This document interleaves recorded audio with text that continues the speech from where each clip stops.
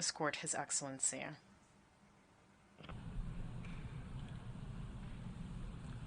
Au nom de l'Assemblée, On behalf of the General Assembly, I have the honor to welcome His Excellency Surangel Whips, President of the Republic of Palau, and to invite him to address the Assembly. President Dennis Francis, Secretary General Antonio Gutierrez, Excellencies, ladies and gentlemen, Ali, and warm greetings from the people of Palau. President Francis, congratulations on your election. As a fellow islander, you are well aware and acquainted with the common challenges that SIDS face, from economic resilience and climate change to financing and security. We all look forward to working with you over the next year to meet these challenges. Secretary General Gutierrez, we thank you again for your tireless efforts and advocacy for a more secure, prosperous, and sustainable world, which is our ultimate goal and what brings us here today. The 2030 Agenda for Sustainable Development is a universal call to action. As a small island developing state, Palau faces economic challenges related to our small population. We are vulnerable to climate change, and we struggle with the high cost of imported foods and goods, and face infrastructure challenges due to our remote location. These shared issues highlight the unique challenges faced by SIDS in our pursuit of sustainable development and a better life for our people. Mr. President, like other SIDS, Palau is working to build a diverse and resilient economy. We are looking to the digital world, which doesn't rely on land mass, but on our determination to succeed. The new perspective is born out of a harsh lesson learned when Punchit started coming about 7 years ago. In 2016, Palau's economy, heavily dependent on tourism, had a significant downturn. When first, in 1 year, we lost 13% of our tourism. And by 2019, these numbers had dropped by 47%. And in fact, when COVID-19 hit and in 2021, that number had reduced to 3,400 visitors, or we lost 98% of our tourism numbers since 2015. Mr. President, I share these figures to underscore the susceptibility of external influences and the profound impact they have on our national economy. Already suffering from the drop in tourism, Palau was hit hard by the worldwide delay of goods caused by the pandemic. Factories shut down and logistical challenges led to delays in the delivery of equipment and supplies. Prices soared, and Russia's invasion of Ukraine further aggravated the situation, causing gas prices to skyrocket. The economic downturn experienced by Palau underscores the interconnectedness of our global community. If tourism challenges and COVID-19 were the 1-2 punch, the inflated cost of goods could have very well knocked us out. Luckily, we had the help and support of partners. The invasion of Ukraine by Russia, although geographically distant, had a ripple effect that led to high inflation and prices in Palau. This situation raises the importance of security and how destabilizing conflict can be to world order. There are Palauans today who survived a war that was not of their own making, only to suffer the ripple effects of another. Current events serve as a stark reminder of the urgent need for peace and stability worldwide. We unequivocally condemn Russia's invasion of Ukraine and call for an immediate cessation of hostilities.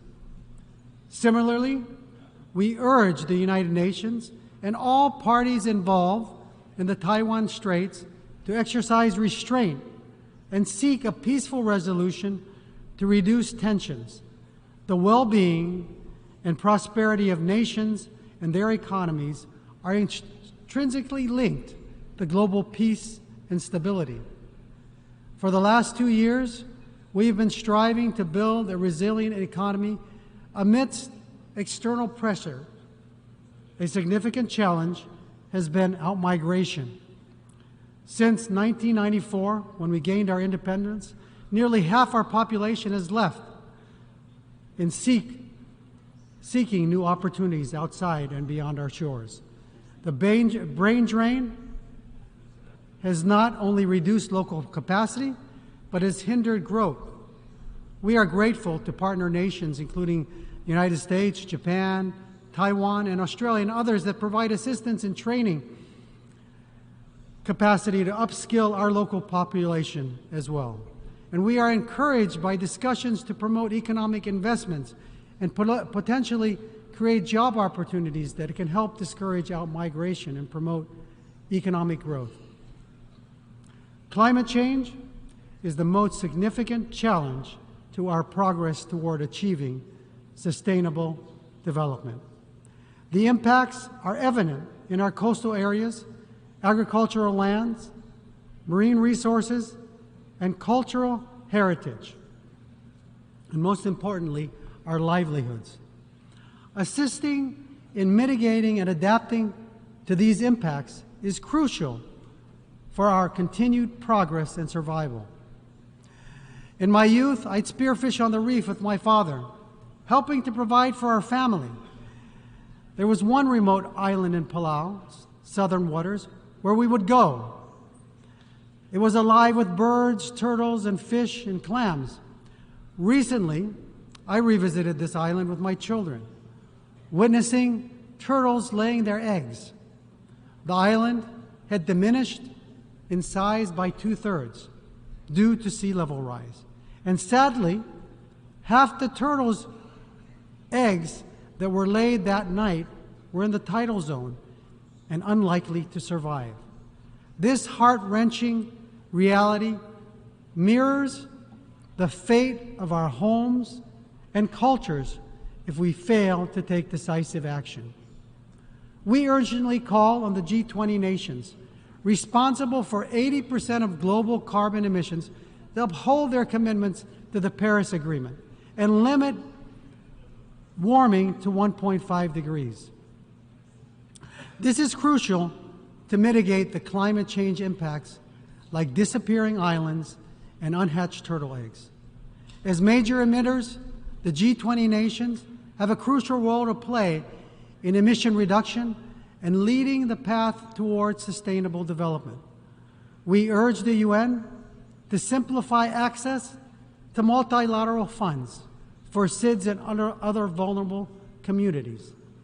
Promoting faster transition, we call on the international community to work with the SIDS to increase access to climate finance. And we believe it's time that we change the metrics we use to determine how we access these funds by using a better index, a multi-vulnerability index, to determine how we help. However, we must ensure that commitments pledged here are acted upon and not forgotten. We have a saying in Palau that goes, Ngora terbesel adaw. Let's not be like the foam riding on the waves of the ocean, drifting without settling. This Palauan saying refers to meetings where much is said but afterwards, no action is taken. Despite these challenges, we acknowledge progress that has been made. COP26 in Glasgow, COP27 in Sharm el-Sheikh were successful in leading to green domestic policies in some of the world's largest economies. And we appreciate the support of nations opposing and putting a moratorium on deep-sea mining. Proponents argue seabed minerals aid renewable transition.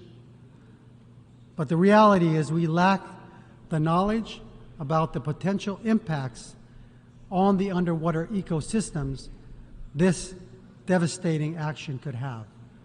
Disturbing the ocean bed, we know, could release stored carbon dioxide, which directly contradicts with our efforts to combat climate change. We advocate for a global deep-sea mining moratorium and adhering to the UN Convention on the Law of the Sea's precautionary principle. On a positive note, Palau will sign the BB&J instrument tomorrow. Universal participation is crucial, especially from developed countries that can provide the implementation means and engage in areas beyond national jurisdiction activities. This movement signifies global unity in protecting the high seas' biodiversity. Palau also would like to take this opportunity and second President Biden's call for the Security Council's reform. We believe such reform would introduce fresh perspectives and allow nations like Japan a permanent seat in the Council, which has seen little change since its establishment in 1945. We propose considering the abolishment of the veto powers, which can obstruct effective UN action. The upcoming summit of the future in 2024 and the 80th anniversary of the United Nations in 2025 present fitting opportunities to demonstrate progress in the Security Council. We also advocate for change regarding the Republic of China's Taiwan unjustly excluded from the UN processes. Despite its remarkable leadership and innovative solutions, Taiwan has collaborated with Palau on many vital issues, such as tourism, agriculture, ocean conservation, climate, gender equality, education, and innovation. And we urge the UN to allow Taiwan's meaningful participation in crucial specialized agencies and processes like the WHO, ICAO, and the UNFCCC. Taiwan's 23 million people have much to offer to the world, and the UN Charter affirms the equal rights of all peoples and nations, and we urge the UN to uphold the vision by allowing Taiwan to participate and contribute. Our world is under siege from war and climate change and threats that undermine sustainable development and have driven many into poverty. The Ukraine crisis exemplifies this, with lives lost, property destroyed, and essential supplies disrupted. These crises are not distant threats, but harsh realities affecting millions, including those in the Pacific Islands. We must act now to improve life across our shared ocean and world. The Palauan story of Tebang, a son, teaches us about unity. Tebang and his friends went to the forest to fell a large tree to be carved into a canoe. Unfortunately, the log ended up in a taro swamp. Unable to move it, Tebang went home to consult his father, who gave him a chant. He returned with all his friends, and together chanting Ikkamu, or we like to say it can move, they began pulling in unison, which allowed the log to be pulled from the swamp to the shoreline to be carved into a canoe. Just as Tebang and his friends moved the log, we too can move mountains if we speak and act together. Our task may be daunting, but remember, Ikkamu.